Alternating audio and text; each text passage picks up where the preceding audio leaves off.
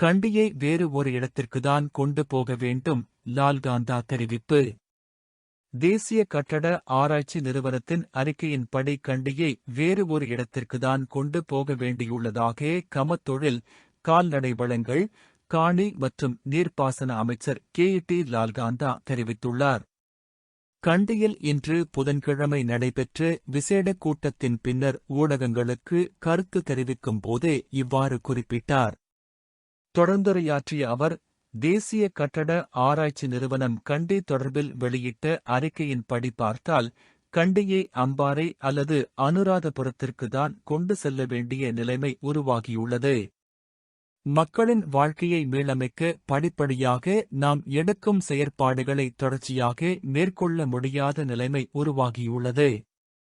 நாம் பாடசாலைகளை ஆரம்பிக்க முயற்சிக்கையில் தேசிய கட்டட ஆராய்ச்சி நிறுவனத்தின் அறிக்கையின்படி மீண்டும் பாடசாலைகளுக்கு மக்களை கொண்டுவரும் செயற்பாடுகளையே செய்ய வேண்டியுள்ளது.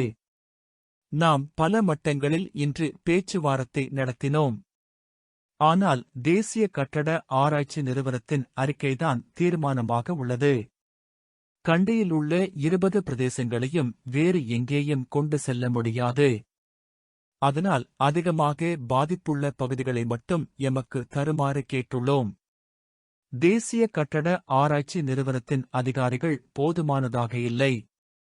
அதனால் நாம் வெளிநாட்டு உதவிகளையும் கோரவுள்ளோம் என அவர் தெரிவித்துள்ளார்.